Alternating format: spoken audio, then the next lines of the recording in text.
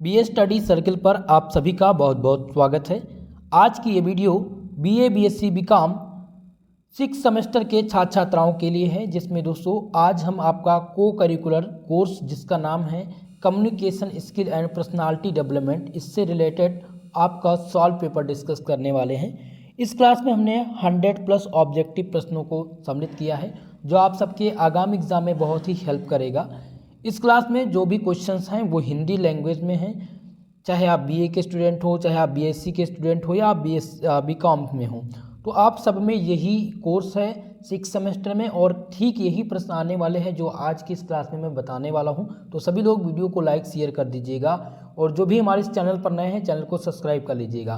कुछ बच्चे थोड़ा सा कन्फ्यूज हो जाते हैं कि कंपलसरी पेपर, अब करें कंपलसरी, देखिए को करिकुलर और कंपलसरी का मतलब सेम ही है। फिलहाल एनईपी के अंतर्गत को करिकुलर कोर्स आ गया है। पहले कंपलसरी पेपर हुआ करता था, लेकिन अब भी कंपलसरी पेपर के नाम से ही जानता है, इसीलिए अनिवार्य प्रश्न पत्र इसको कहा जाता है। ओके, तो इसमें ऑब्जेक्टिव प्रकार के ही प्रश्न आते हैं, जैसा कि आप सब अवगत हैं क्योंकि अब फाइनल ईयर में। तो चलिए आज की इस क्लास को स्टार्ट करते हैं। सब लोग वीडियो को लाइक शेयर कर दीजिएगा, और जो भी हमारे इस चैनल पर नए हैं चैनल को सब्सक्राइब जरूर कर लीजिएगा। पहला प्रश्न है कि अभिवृत्ति का एबीसी मॉडल है।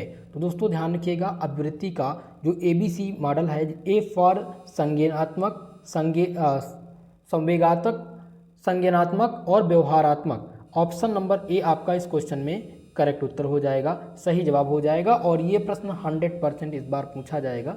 कई बार ये प्रश्न रिपीट हो चुका है दीनदयाल उपाध्याय गोरखपुर विश्वविद्यालय में। चलिए दूसरे प्रश्न की चर्चा करेंगे। क्वेश्चन नंबर 2, दूसरा प्रश्न है किसी व्यक्ति वस्तु, सोच या परिस्थिति के प्रति सकारात्मक या नकारात्मक प्रतिक्रिया करने की प्रवृत्ति को क्या कहा जाता है। तो इसको कहा जाता है अभिवृत्ति या फिर मनोवृत्ति। ध्यान दीजिएगा, अगर ऑप्शन में आपको अभिवृत्ति मिल रही है तो अभिवृत्ति टिक कीजिएगा, अगर मनोवृत्ति मिलेगी तो मनोवृत्ति टिक करेंगे। ऑप्शन नंबर ए आपका इसमें सही उत्तर हो जाएगा इस प्रश्न का।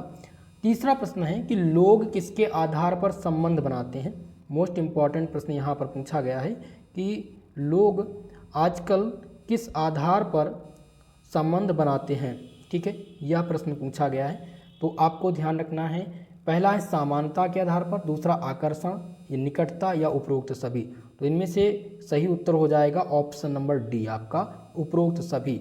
जो संबंध बनाते हैं आजकल लोग, वो सबसे पहले समानता देखते हैं, आकर्षण और निकटता। ठीक है, तो ऑप्शन डी इसमें आपका सही उत्तर है। क्वेश्चन नंबर 4, चौथा प्रश्न यहाँ पर है, जिसमें पूछा गया है कि मित्रता को 3 प्रमुख प्रकारों में श्रेणीबद्ध कर सकते हैं, निम्न में से कौन सा उन तीनों में शामिल नहीं है। यहाँ पर नेगेटिव क्वेश्चन पूछा गया कि इस तीनों में से नहीं, उन तीनों में नहीं है। तो पहला हो जाएगा पारस्परिकता। ठीक है, तो पारस्परिकता बिल्कुल है। यहाँ पर है स्वांगतोष और सहचार, यहाँ पर जो ऑप्शन नंबर बी हो जाएगा, यानी विनिमय। आप यहाँ पर देखेंगे तो विनिमय उन प्रकारों में नहीं है। ऑप्शन नंबर बी आपका इस क्वेश्चन का करेक्ट उत्तर हो जाएगा, सही जवाब हो जाएगा। मित्रता को 3 प्रमुख प्रकारों में श्रेणीबद्ध कर सकते हैं। पहला है पारस्परिकता, दूसरा है स्वांगतोष, और तीसरा दिया गया है सहचारता, लेकिन विनिमय इसमें सम्मिलित नहीं है। तो ऑप्शन नंबर बी आपका करेक्ट उत्तर होगा। अगला प्रश्न है क्वेश्चन नंबर 5, जिसमें पूछा गया है कि एक पदानुक्रम में निम्न स्तर से उच्च स्तर को भेजे गए संदेश को क्या कहते हैं। तो इनमें आपको ध्यान देना है, उसको ऊर्ध्वमुखी संप्रेषण कहा जाता है। क्या कहा जाता है? ऊर्ध्वमुखी संप्रेषण कहा जाता है। एक पदानुक्रम में निम्न स्तर से भेजे गए संदेश को क्या कहते हैं? ऊर्ध्वमुखी संप्रेषण कहते हैं। ये आपका मोस्ट इंपॉर्टेंट है, कई बार एग्जाम में पूछा जा चुका है, इस बात को आप ध्यान रखेंगे। अगला प्रश्न देखते हैं, क्वेश्चन नंबर 6। छठा प्रश्न आपका है कि निम्नलिखित में से कौन सा कार्यस्थल ध्वज का एक प्रकार नहीं है। यहाँ पर पूछा गया है कि इनमें से कौन सा एक ध्वज का प्रकार नहीं है, कार्यस्थल कौन सा एक ध्वज का प्रकार नहीं है। ठीक है, तो आपको इनमें ध्यान देना है कि आक्रामकता जो है वो कार्यस्थल ध्वज का एक प्रकार नहीं है। ऑप्शन सी इसमें आपका सही उत्तर है। अगला प्रश्न है क्वेश्चन नंबर 7, जिसमें पूछा गया है कि मैं जीता तुम्हारे संबंध किस द्वंद्व स्टाइल को दर्शाता है। तो ये दर्शाता है दोस्तों प्रतिद्वंदिता को, ये प्रतिद्वंदिता को दर्शाता है। इसीलिए ऑप्शन नंबर ए इसमें आपका करेक्ट उत्तर हो जाएगा, सही जवाब हो जाएगा। चले अगले प्रश्न की तरफ। अगला क्वेश्चन आपका पूछा गया है कि अभिवृत्तियों का अर्जन किया जाता है। क्वेश्चन क्या पूछा गया है कि अभिवृत्तियों का अर्जन किया जाता है, तो परिवार से, साथियों से और जन संचार से, इन सभी से अभिवृत्तियों का हम अर्जन कर सकते हैं। इसलिए ऑप्शन नंबर डी आपका इस क्वेश्चन में राइट आंसर है। नेक्स्ट क्वेश्चन है क्वेश्चन नंबर 9, जिसमें पूछा गया है कि निम्नलिखित में से कौन सा धनात्मक अभिवृत्ति विकसित करने का एक तरीका नहीं है। तो धनात्मक अभिवृत्ति विकसित करने का तरीका नहीं पूछा गया है। तो पहला है हम अपने अभिवृत्तियों के प्रभारी होते हैं, तो ये तरीका एक प्रकार का तरीका है धनात्मक अभिवृत्ति विकसित करने का। दूसरा है अच्छे विचारों का एक बढ़िया पुस्तकालय का संगठन करना, या तो यह भी आपके धनात्मक अभिवृत्ति के अंतर्गत आता है। लेकिन यहाँ पर अगर बात करें सी वाला ऑप्शन, तो ऑप्शन नंबर सी कह रहा है कि सोशल मीडिया का पूर्ण बहिष्कार करें। ठीक है, तो ये धनात्मक अभिवृत्ति का एक प्रकार का तरीका नहीं है। ऑप्शन सी इसमें आपका सही उत्तर होगा। चलिए अब नेक्स्ट क्वेश्चन की तरफ। क्वेश्चन नंबर 10 आपका है कि संप्रेषण के प्रकार के आधार पर निम्नलिखित को छोड़कर इनका वर्गीकरण किस प्रकार से होता है। पहला है वांछित जन संप्रेषण, अवांछित, या फिर बॉडी लैंग्वेज या शरीर का हाव भाव। तो इनमें आपका जो सही उत्तर हो जाएगा वो हो जाएगा ऑप्शन नंबर डी। ठीक है, क्यों डी हो जाएगा? क्योंकि यहाँ पर पूछा गया था कि संप्रेषण के प्रकार के आधार पर निम्नलिखित को छोड़कर इनका वर्गीकरण किस प्रकार हो सकता है। तो बॉडी लैंग्वेज या शरीर के हाव भाव के आधार पर हो सकता है। डी वाला ऑप्शन आपका करेक्ट उत्तर है। नेक्स्ट क्वेश्चन है क्वेश्चन नंबर 11, जिसमें पूछा गया है अवाचिक संप्रेषण, जिसे नॉन वर्बल कम्युनिकेशन कहते हैं। अवाचिक संप्रेषण को क्या कहते हैं? नॉन वर्बल कम्युनिकेशन कहते हैं। तो नॉन वर्बल कम्युनिकेशन के 3 भिन्न प्रकार इस एक को छोड़कर सभी हैं। इनमें 4 ऑप्शन दिए गए हैं और चारों में से पूछा गया है कि इनमें से 3 तो आपके नॉन वर्बल कम्युनिकेशन के हैं। अब एक इनमें से अलग कौन सा है ये आपको बताना है। तो जब तक आप नॉन वर्बल कम्युनिकेशन के बारे में नहीं जानेंगे तो 3 नॉन वर्बल जो कम्युनिकेशन हैं वो कौन कौन से हैं, तो आपको इसमें ध्यान रखना है। पहला है गतिकी या सन्निकटता और पराभाषा।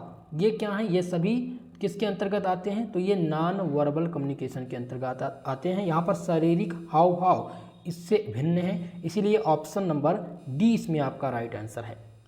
चलिए क्वेश्चन नंबर 12 नंबर प्रश्न है शारीरिक भाषा के कुछ प्रकार इस एक को छोड़कर सभी संलग्न करता है। इसमें भी नेगेटिव क्वेश्चन पूछा है। नकारात्मक क्वेश्चन बहुत ही समझदारी से आप लोग हल कीजिएगा, क्योंकि क्वेश्चन को वहाँ पर समझना होता है। जैसे कि पूछ रहा है कि शारीरिक भाषा के कुछ प्रकार इस एक को छोड़कर सभी संलग्न करता है, यानी 4 ऑप्शन दिए गए हैं। अब चारों में से आपको बताना है कि एक को छोड़कर सभी शारीरिक भाषा के कुछ प्रकार को संलग्न करता है। तो पहला ऑप्शन है कि आसान अभिव्यक्ति। चलिए अब पहला ऑप्शन क्या कह रहा है? आसान अभिव्यक्ति। तो ये शारीरिक भाषा के कुछ एक प्रकार को सम्मिलित करता है, संलग्न करता है। आसान मुद्रा या भी हाव भाव ये भी इसमें सम्मिलित है, लेकिन यहाँ पर सन्निकटता जो है ये इसमें संलग्न नहीं करता, यही इसमें अलग है। इसलिए ऑप्शन नंबर डी आपका करेक्ट उत्तर हो जाएगा, सही जवाब हो जाएगा। चलिए अगला क्वेश्चन है क्वेश्चन नंबर 13, जिसमें पूछा गया स्मार्ट में एस और एम अक्षर इंगित करता है। ये दीनदयाल उपाध्याय यानी DDU गोरखपुर विश्वविद्यालय में कई बार पूछा जा चुका है, इस बात का विशेषकर ध्यान रखेंगे आप लोग। तो दोस्तों जो आपका स्मार्ट में एस और एम है वो क्या इंगित करता है? तो एस फॉर स्पेसिफिक और एम फॉर मीनिंगफुल। ठीक है, यहाँ पर ऑप्शन नंबर बी आपका करेक्ट उत्तर हो जाएगा। क्वेश्चन नंबर 13 माफ कीजिएगा, ये स्पेसिफिक तो होता है लेकिन मीनिंगफुल नहीं होता, एम फॉर मीनिंगफुल नहीं होता। चलिए इसके बारे में मैं बताता हूँ।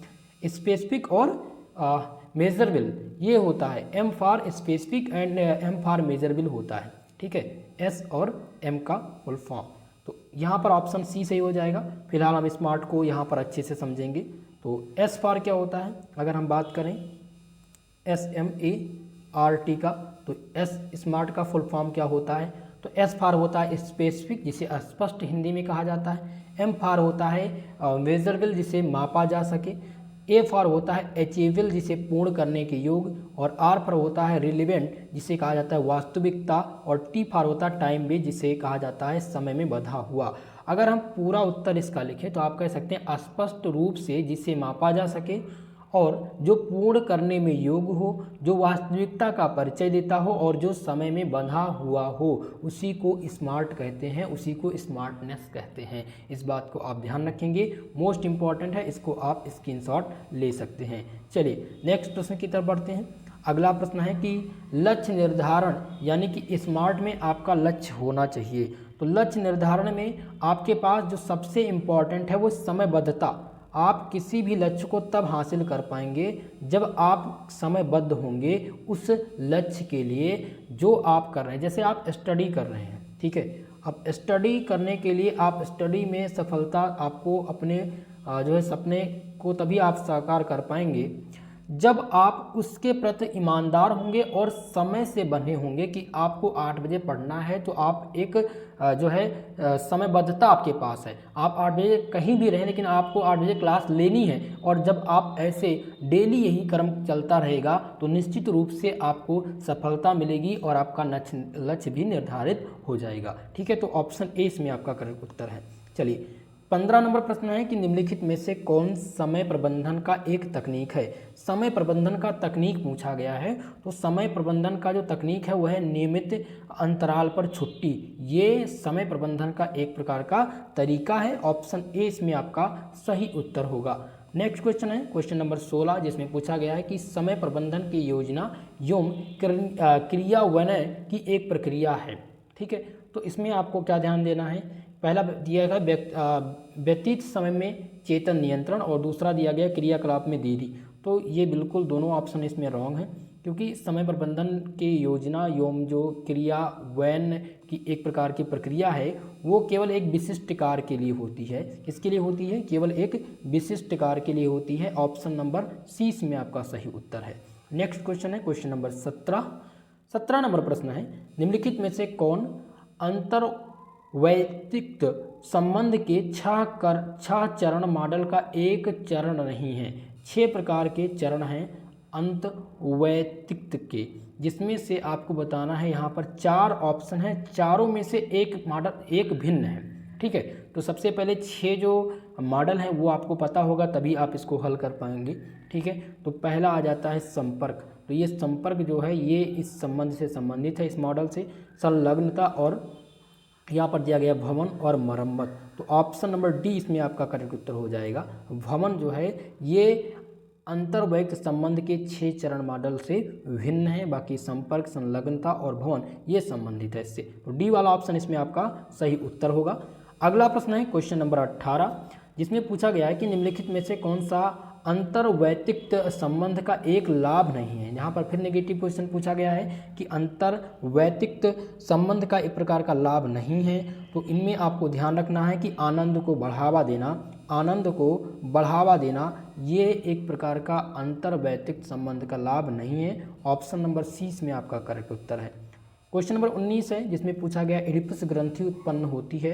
तो एडिपस ग्रंथि दोस्तों ध्यान रखिएगा फालिक अवस्था में एडिपस ग्रंथि उपलब्ध होती है। मोस्ट इंपॉर्टेंट है, डीडीयू विश्वविद्यालय में कई बार रिपीट हुआ है। दीनदयाल उपाध्याय गोरखपुर विश्वविद्यालय में ये पेपर फर्स्ट सेमेस्टर से लेकर के 6 सेमेस्टर का होता है। हालांकि हमारे अदर जो विश्वविद्यालय हैं जिसमें एनईपी के अंतर्गत परीक्षा इस बार संपन्न हो रही है, तो 6 सेमेस्टर में उनका कोर करिकुलर कोर्स है communication skill and personality development. ठीक है, तो उन सभी के लिए ये इंपॉर्टेंट होगा। चलिए दोस्तों, वीडियो को लाइक शेयर कर दीजिएगा और जो भी हमारे इस चैनल पर नए हैं चैनल को सब्सक्राइब जरूर कर लीजिएगा। अब अगला प्रश्न है व्यक्तित्व संवर्धन में ABCD है। व्यक्तित्व संवर्धन में ABCD का मतलब पूछा गया है। तो व्यक्तित्व संवर्धन में ए का जो मीनिंग है वो है एटीट्यूड, जिसे अभिवृत्ति कहते हैं। इसको हिंदी में क्या कहा जाता है? अभिवृत्ति कहा जाता है। दूसरा है व्यवहार, B for behaviour, B for behaviour जिसे व्यवहार कहा जाता है। सी फॉर आता है कम्युनिकेशन जिसे संचार कहा जाता है। और डी फॉर है आपका डिसिप्लिन या फिर ऑर्गेनाइजेशन जिसे अनुशासन कहते हैं। तो व्यक्तित्व संवर्धन में ए का क्या मतलब है? ए का मतलब है एटीट्यूड से, बी का मतलब है बिहेवियर से, सी का मतलब है कम्युनिकेशन से और डी का मतलब है डिसिप्लिन या फिर डिसऑर्गेनाइजेशन से। हिंदी में कहें तो अभिवृत्ति, व्यवहार, संचार एवं अनुशासन ये बिलोंग करते हैं ABCD से और किसमें, व्यक्ति के संवर्धन से, इसलिए ऑप्शन ए ही इसमें आपका करेक्ट उत्तर होगा। चलिए अगला प्रश्न है क्वेश्चन नंबर 21, जिसमें पूछा गया है कि अभिवृत्ति का वह संघटक जो संवेग भाग से संबंधित है वह है। तो अभिवृत्ति का एक प्रकार का ऐसा घटक जो किससे सम्मिलित है, जो संवेग भाग से संबंधित है, उसको हम संवेगानात्मक कहते हैं। उसको क्या कहा जाता है, उसको ध्यान दीजिएगा, उसको कहते हैं संवेगात्मक, यानी ऑप्शन नंबर इनमें कौन सा सही है, ऑप्शन नंबर ए इसका करेक्ट उत्तर हो जाएगा इस प्रश्न का। चलिए अगला क्वेश्चन देखते हैं 22 नंबर प्रश्न, जिसमें पूछा गया है कि संचार के सबसे महत्वपूर्ण कौशल में से एक है, संचार के सबसे महत्वपूर्ण कौशल में से एक है। तो यहाँ पर है सक्रिय रूप से सुनना। सक्रिय रूप से सुनना संचार के सबसे महत्वपूर्ण कौशलों में से एक है।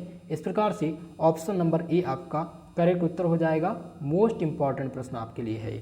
अगला क्वेश्चन देखते हैं क्वेश्चन नंबर 23, जिसमें पूछा गया है अशाब्दिक संचार में सम्मिलित है, इनमें से कौन सा अशाब्दिक संचार में सम्मिलित है। तो पहला है भाषण देना, दूरभाषा पर बातचीत, गीत गाना या हाथ मिलाना। तो अशाब्दिक संचार में जो सम्मिलित है वह सम्मिलित है हाथ मिलाना। इस प्रकार से डी वाला ऑप्शन इसमें आपका सही उत्तर होगा।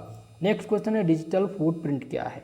डिजिटल फुटप्रिंट क्या है, बहुत ही महत्वपूर्ण क्वेश्चन है। तो डिजिटल फुटप्रिंट कहते हैं प्रत्येक व्यक्ति द्वारा ऑनलाइन कार्य के पश्चात छोड़ के डिजिटल अवशेष, इसको क्या कहते हैं, डिजिटल फुटप्रिंटिंग कहते हैं। ऑप्शन नंबर 20 में आपका राइट आंसर है। चलिए अगला प्रश्न है क्वेश्चन नंबर 25, जिसमें पूछा गया कि निम्नलिखित में से कौन अभिवृत्ति के सबसे दृढ़ निर्माण से संबंधित है। तो अभिवृत्ति के सबसे दृढ़ निर्माण में सम्मिलित है, जिसे अनुभव कहा जाता है। अनुभव जो है उसको अभिवृत्ति के सबसे दृढ़ निर्माण को संबंधित करता है या अनुबंधित करता है। ऑप्शन नंबर 20 में आपका करेक्ट उत्तर हो जाएगा, सही जवाब हो जाएगा। चलिए नेक्स्ट क्वेश्चन देखते हैं। क्वेश्चन नंबर 26 है, जिसमें पूछा गया कि निम्नलिखित में से कौन सा विचार विश्वास और सूचना भंडार से संबंधित अभिवृत्ति का घटक है। ओके, तो आपको ध्यान रखना है कि जो संज्ञानात्मक है, संज्ञानात्मक ज्ञान या संज्ञानात्मक को हम विश्वास सूचना भंडार से संबंधित एक प्रकार के अभिवृत्ति का घटक कहलाता है। ऑप्शन नंबर सी आपका इस क्वेश्चन में राइट आंसर है, सही उत्तर है। 27 नंबर क्वेश्चन है किसी व्यक्ति सोच, वस्तु सोच और परिस्थिति के प्रति सकारात्मक या नकारात्मक प्रतिक्रिया करने की प्रवृत्ति को क्या कहा जाता है। तो इस प्रवृत्ति को हम कहते हैं अभिवृत्ति। क्या कहा जाता है, अभिवृत्ति कहा जाता है। इसलिए ऑप्शन नंबर ए आपका इस क्वेश्चन का सही उत्तर है। नेक्स्ट क्वेश्चन है क्वेश्चन नंबर 28, जिसमें पूछा गया है 28 नंबर प्रश्न कह रहा है कि निम्नलिखित में से कौन सा एक डिजिटल शिष्टाचार ईमेल से संबंधित नहीं है। डिजिटल शिष्टाचार ईमेल से संबंधित नहीं है। तो पहला ऑप्शन है विषय बॉक्स खाली नहीं रहना चाहिए। तो ये डिजिटल शिष्टाचार से संबंधित है। ईमेल भेजने से पहले उसका पुनर्पाठ करें, तो यह भी डिजिटल शिष्टाचार से संबंधित है। यहाँ पर सी ऑप्शन कह रहा है कि वर्तनी अशुद्धियाँ की जांच एक गैर जरूरी चीज़ है। तो ऑप्शन सी ही आपका राइट उत्तर होगा, क्योंकि आप वर्तनी यानी आप कोई भी मैसेज टाइप कर रहे हैं तो सबसे पहले भेजने से पहले परम आवश्यक है कि आप उसको अशुद्धियों की जांच करें। और यहाँ पर लिखा है कि जो अशुद्धियाँ हैं, वर्तनी अशुद्धियाँ जांच है, वो एक गैर जरूरी चीज़ है। तो यही आपका असत्य कथन है, यही डिजिटल शिष्टाचार ईमेल से संबंधित नहीं है। ऑप्शन सी इसमें आपका राइट आंसर होगा। नेक्स्ट क्वेश्चन है क्वेश्चन नंबर 29, जिसमें पूछा गया है कि सोशल मीडिया कभी कभी ले जाती है। तो सोशल मीडिया कभी कभी ले जाती है कहाँ पर, पहला ऑप्शन यहाँ पर है डिजिटल डमेसिया और दूसरा दिया गया डिजिटल अवसाद। तो इन दोनों तक ले जाती है। तो यहाँ पर ए और बी आपका करेक्ट उत्तर हो जाएगा, सही जवाब हो जाएगा। नेक्स्ट क्वेश्चन देखते हैं। क्वेश्चन नंबर 30 है कि निम्नलिखित में से कौन एक व्यक्ति से संबंधित डिजिटल शिष्टाचार नियम है। तो पहला है ऑनलाइन एवं ऑफलाइन व्यवहार मानदंड समान होते हैं। दूसरा है कि दूसरे व्यक्ति के समय का सम्मान करें। सी ऑप्शन है दूसरे व्यक्ति की निजता का सम्मान करें। और डी दिया गया उपरोक्त सभी। तो इनमें से जो सही उत्तर हो जाएगा वो हो जाएगा ऑप्शन नंबर बी, दूसरे व्यक्ति के समय का सम्मान करें। इनमें से पूछा गया था कि एक व्यक्ति से संबंधित डिजिटल शिष्टाचार का नियम ये है कि आप दूसरे व्यक्ति के समय का सम्मान करें। ऑप्शन बी इसमें सही उत्तर है। अगला प्रश्न है क्वेश्चन नंबर 31, जिसमें पूछा गया है कि निम्नलिखित में से कौन डिजिटल नागरिकता से संबंधित एक तत्व नहीं है।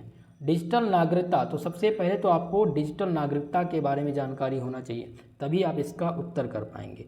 फिलहाल तो पहला आ जाता है डिजिटल पहुंच, दूसरा हो जाता है डिजिटल साक्षरता। तो ये दोनों संबंधित डिजिटल नागरिकता से हैं, लेकिन यहाँ पर डिजिटल संवेगिकता दिया गया है। क्या दिया गया है? सी ऑप्शन कह रहा है डिजिटल संवेगिकता। तो संवेगिकता जो है, डिजिटल संवेगिकता, ये डिजिटल नागरिकता से संबंधित एक प्रकार का तत्व नहीं है, इसलिए कौन सा ऑप्शन सही हो जाएगा? सी वाला ऑप्शन यहाँ पर आपका सही उत्तर होगा। बाकी डिजिटल पहुँच, डिजिटल साक्षरता और डिजिटल सुरक्षा, ये किससे संबंधित है? डिजिटल नागरिकता से। डिजिटल संवेगिकता संबंधित नहीं है। ओके, चलिए अगला प्रश्न है क्वेश्चन नंबर 32, जिसमें पूछा गया है कि 16 व्यक्ति कारक किस मनोवैज्ञानिक से संबंधित हैं। तो ये रेमंड कैटल से संबंधित हैं। 16 व्यक्तित्व कारक जो संबंधित हैं वो रेमंड कैटल से संबंधित हैं। ऑप्शन ए आपका सही उत्तर है। नेक्स्ट क्वेश्चन देखते हैं। क्वेश्चन नंबर 33 है कि लोग जो मिलनसार, मित्रवत एवं सामाजिक होते हैं उनकी प्रकृति कैसी होती है। तो आपको ध्यान रखना है कि जो लोग मिलनसार, मित्रवत एवं सामाजिक होते हैं उनकी जो प्रकृति होती है वो क्या होती है? बहिर्मुखी प्रकृति के लोग होते हैं। ठीक है, ऑप्शन नंबर 20 में आपका राइट आंसर हो जाएगा, सही उत्तर हो जाएगा। चलिए अगले प्रश्न की ओर बढ़ें। नेक्स्ट क्वेश्चन आपका है क्वेश्चन नंबर 34, जिसमें पूछा गया है कि शरीर रचना के अनुसार विलियम सेल्ड ने लोगों को 3 प्रकार में विभाजित किया है। निम्नलिखित में से कौन सा उन तीनों में नहीं है? एक उन तीनों में नहीं है। ठीक है, नेगेटिव प्रश्न बहुत ही ध्यान से पढ़िएगा। ठीक है, तो क्वेश्चन को एक बार फिर से पढ़ने का प्रयास करेंगे कि शरीर रचना के अनुसार विलियम सेल्ड ने लोगों को 3 प्रकार में विभाजित किया। कितने प्रकार में? 3 प्रकार में विभाजित किया। अब पूछ रहा है कि निम्नलिखित में से कौन एक उन तीनों में नहीं है। ठीक है, 3 दिया गया है और इसमें बताना है कि एक उनमें से नहीं है, ये बताना है। ठीक है, तो यहाँ पर जो पहला इसका उत्तर हो जाएगा वो हो जाएगा ऑप्शन नंबर डी। 34 नंबर प्रश्न का जो सही उत्तर हो जाएगा वो हो जाएगा ऑप्शन नंबर डी, हेक्सोमॉर्फ। हेक्सोमॉर्फ उन तीनों में सम्मिलित नहीं है। बाकी एंडोमॉर्फ, मेसोमॉर्फ और एक्टोमॉर्फ, ये तीनों विलियम सेल्ड के अनुसार जो लोगों को बांटा गया था वो उन्होंने बताया है। तो यहाँ पर हेक्सोमॉर्फ आपका इसमें भिन्न है। ऑप्शन डी आपका करेक्ट उत्तर हो जाएगा। नेक्स्ट क्वेश्चन है 35 नंबर प्रश्न, जिसमें पूछा गया कि निम्नलिखित में से कौन एक व्यक्तित्व का निर्धारक नहीं है। निम्नलिखित में से कौन सा एक व्यक्तित्व का निर्धारक नहीं है। तो व्यक्तित्व का जो निर्धारक नहीं है दोस्तों, उसको हम क्या कहते हैं? उसको हम कहते हैं आध्यात्मिक कारक कहते हैं। यहाँ पर जैविक कारक, पारिवारिक एवं समूह कारक, या फिर हम बात करें आध्यात्मिक कारक की या सांस्कृतिक कारक की, तो ये सभी एक प्रकार के व्यक्तित्व का निर्धारक हैं। लेकिन यहाँ पर जो आध्यात्मिक कारक है वो सम्मिलित नहीं है व्यक्तित्व के विकास से। ठीक है, चलिए नेक्स्ट क्वेश्चन देखते हैं। क्वेश्चन नंबर 36 नंबर क्वेश्चन है कि व्यक्तित्व शब्द की उत्पत्ति हुई है। तो ध्यान रखना है आपको कि व्यक्तित्व शब्द की जो उत्पत्ति हुई थी वो लैटिन के शब्द से लैटिन शब्द परसोना से हुई है। किससे हुई है? लैटिन शब्द परसोना से व्यक्तित्व शब्द की उत्पत्ति हुई है। ऑप्शन नंबर बी आपका इसमें राइट आंसर है। नेक्स्ट क्वेश्चन देखते हैं। क्वेश्चन नंबर 37 है कि निम्नलिखित में से कौन सा संप्रेषण का एक प्रकार नहीं है। तो संप्रेषण के प्रकार में जो सम्मिलित है वो माफ कीजिएगा, क्वेश्चन है कि निम्नलिखित में से कौन संप्रेषण का एक प्रकार है। तो यहाँ पर पहला ऑप्शन है अंतर्वैयक्तिक, समूह और जन, ये सभी सम्मिलित हैं किससे? संप्रेषण के प्रकार से। ऑप्शन नंबर डी आपका राइट आंसर हो जाएगा, सही उत्तर हो जाएगा। क्वेश्चन नंबर 38 है जिसमें पूछा गया संप्रेषण बाधा को कैसे दूर करें। तो संप्रेषण बाधा को हम कैसे दूर कर सकते हैं? हम प्राप्तकर्ता के आवश्यकता के अनुसार संप्रेषण करें तो इस बाधा को हम दूर कर सकते हैं, इसलिए ऑप्शन नंबर बी आपका राइट आंसर होगा। क्वेश्चन नंबर 39 है कि निम्नलिखित में से कौन सा एक सांस्कृतिक संप्रेषण बाधा नहीं है। सांस्कृतिक संप्रेषण बाधा में से पूछा गया है। तो पहला दिया गया है पहनावा, दूसरा है धर्म, तो ये सभी सांस्कृतिक संप्रेषण के अंतर्गत आते हैं। आगे बात करें तो तीसरा दिया गया भोजन, तो भोजन भी आपके सांस्कृतिक संप्रेषण के अंतर्गत आते हैं। लेकिन अगर बात करें क्रोध की तो क्रोध सांस्कृतिक संप्रेषण के अंतर्गत नहीं आते हैं, इसलिए ऑप्शन नंबर डी आपका इसमें राइट आंसर होगा। नेक्स्ट क्वेश्चन देखते हैं, 40 नंबर प्रश्न है, निम्नलिखित में से कौन सा संप्रेषण में आवश्यक नहीं है। इनमें से आपको बताना है कि कौन सा संप्रेषण में आवश्यक नहीं है। तो पहला है अस्पष्टता, सामंजस्य या तालमेल या संपूर्णता, ये सभी इसमें आवश्यक है, लेकिन यहाँ पर नियंत्रण आवश्यक नहीं है। ऑप्शन नंबर यहाँ पर डी आपका राइट आंसर होगा क्वेश्चन नंबर 40 का। अगला प्रश्न है 41 नंबर प्रश्न, निम्नलिखित में से कौन परिवार की विशेषता नहीं है। परिवार की विशेषता पूछी गई, इनमें से कौन सा नहीं है। तो पहला है प्रभाषित भूमिका, रहने का साझा स्थान या व्यक्तिगत इतिहास। तो सही उत्तर कौन सा हो जाएगा, 41 नंबर प्रश्न का जो सही उत्तर हो जाएगा वो हो जाएगा व्यक्तिगत इतिहास। ये परिवार की विशेषता नहीं है, बाकी प्रभाषित भूमिका, रहने के साझा स्थान और उत्तरदायित्व की पहचान ये संबंधित है परिवार की विशेषता से। अगला क्वेश्चन है क्वेश्चन नंबर 42, जिसमें पूछा गया है कि लक्ष्य के एक सेट का आकलन करने के लिए निम्नलिखित में से कौन सा स्मार्ट पर्यावरणीय शब्द के सूचीबद्ध नहीं है। सूचीबद्ध पर्यावरणीय शब्द में क्या है, सूचीबद्ध नहीं है, वही बताना है। तो पहला ऑप्शन दिया गया है कि समायोज, मापन योग या फिर परिष्कृत या विशिष्ट, यानी जिसे स्पेसिफिक कहते हैं। तो इनमें से अलग कौन सा है। तो सही उत्तर हो जाएगा क्वेश्चन नंबर 42 का ऑप्शन ए। यहाँ पर जो दिया गया है समायोज, ये स्मार्ट पर्यावरणीय शब्द में सूचीबद्ध नहीं है, बाकी मापन योग, परिष्कृत और विशिष्ट ये सभी संबंधित हैं, इसलिए ऑप्शन ए आपका सही उत्तर हो जाएगा। चलिए क्वेश्चन नंबर 43, जिसमें पूछा गया है कि लक्ष्य निर्धारण सिद्धांत के अनुसार निम्नलिखित में से कौन सा लक्ष्यों का प्रेरक लक्षण नहीं है, ये आपको बताना है। तो इनमें से जो सही उत्तर हो जाएगा वो हो जाएगा ऑप्शन नंबर सी, लक्ष्यों को स्पष्ट रखना, ये इसमें सम्मिलित नहीं है। ठीक है, चलिए नेक्स्ट क्वेश्चन देखते हैं। क्वेश्चन नंबर 44 है कि लक्ष्य को निर्धारित करने और इन लक्ष्यों को प्राप्त करने के साधनों को चुनने की प्रक्रिया को क्या कहा जाता है। तो इस प्रक्रिया को हम कहते हैं योजना। क्या कहा जाता है, योजना कहा जाता है। किसी भी लक्ष्य को निर्धारित करने के लिए हम सबसे पहले क्या करते हैं, योजना बनाते हैं। ठीक है, तो ऑप्शन नंबर डी आपका राइट आंसर है। अगला क्वेश्चन है क्वेश्चन नंबर 45, जिसमें दिया गया है कि जयजोग 1986 के अनुसार आवृत्तियाँ कैसे बनती हैं। तो जयजोग 1986 के अनुसार आवृत्तियाँ जो बनती हैं वो मात्र ससर्ग से बनती है। किससे बनती हैं, मात्र ससर्ग से बनती हैं। ऑप्शन नंबर सी आपका इस क्वेश्चन में राइट आंसर है। नेक्स्ट क्वेश्चन है क्वेश्चन नंबर 46, जिसमें पूछा गया है कि मोटे, मुलायम और गोल होते हैं। तो मोटे, मुलायम और गोल जो होते हैं वो कौन होते हैं, इसमें एंडोमार्क्स जो है वो क्या होता है, एंडोमार्क्स वो मोटे, मुलायम और गोल होते हैं, इसलिए ऑप्शन नंबर ए आपका इसमें राइट आंसर हो जाएगा। मोस्ट इंपॉर्टेंट क्वेश्चन है। अगला क्वेश्चन है कि व्यक्तित्व लैटिन व्यक्तित्व से आया है। जो व्यक्तित्व आया है वो लैटिन शब्द से आया है, जिसका अर्थ क्या होता है। तो व्यक्तित्व का अर्थ होता है मुखौटा। ऑप्शन नंबर सी इसमें आपका राइट आंसर हो जाएगा। चलिए अगले प्रश्न की ओर। क्वेश्चन नंबर 48 है कि हममें से अधिकांश लोग बोलते समय शब्द के अतिरिक्त और किसका प्रयोग करते हैं। तो यहाँ पर आपको ध्यान रखना है कि हममें अधिकांश लोग बोलते समय शब्द के अतिरिक्त इशारा और शरीर के हाव भाव का प्रयोग करते हैं। ऑप्शन नंबर इसमें बी आपका राइट आंसर हो जाएगा। करेक्ट उत्तर हो जाएगा इशारा और शरीर की भाषा। चलिए क्वेश्चन नंबर 49 है, जिसमें पूछा गया कि निम्न में से कौन सा गैर मौखिक संचार का एक रूप नहीं है। तो गैर मौखिक संचार का क्या पूछा गया है, एक रूप नहीं है। तो ऑप्शन नंबर यहाँ पर बी, आवाज़ के स्वर गैर मौखिक संचार का एक रूप नहीं है। बाकी शारीरिक भाषा, चेहरे का भाव और टेलीपैथी ये सभी मौखिक संचार के एक रूप हैं। बी वाला ऑप्शन आपका राइट हो जाएगा।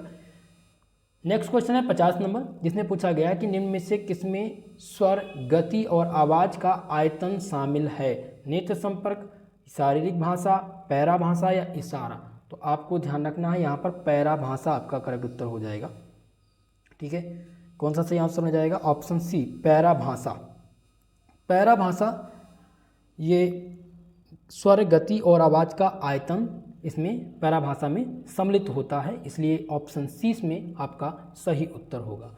दोस्तों आज की इस क्लास में हमने 50 MCQ प्रश्नों को डिस्कस किया है। नेक्स्ट क्लास में 100+ ऑब्जेक्टिव प्रश्नों को लेकर के आप सबके सम्मुख उपस्थित होंगे, जो हिंदी और इंग्लिश दोनों लैंग्वेज में रहेगा। आप सभी के लिए बहुत ही इम्पॉर्टेंट है, आप सभी लोग इस मॉडल पेपर को ढंग से तैयार कर लीजिएगा। इसके पहले हमने 3 और मॉडल पेपर डिस्कस कर दिए हैं जो आपको प्लेलिस्ट में मिल जाएंगे, उन वीडियोस को भी आप देख करके तैयारी कर लीजिएगा। इस क्लास का PDF आपको हमारे टेलीग्राम चैनल से मिल जाएगा, जिसका लिंक डिस्क्रिप्शन बॉक्स में दिया गया है। ओके, तो दोस्तों वीडियो को लाइक शेयर करना मत भूलिएगा। अगर अभी तक आपने हमारे चैनल को सब्सक्राइब नहीं किया है तो चैनल को सब्सक्राइब जरूर कर लीजिएगा। बाकी आज के लिए बस इतना ही, मिलते हैं किसी नेक्स्ट वीडियो के साथ। तब तक के लिए जय हिंद, जय भारत।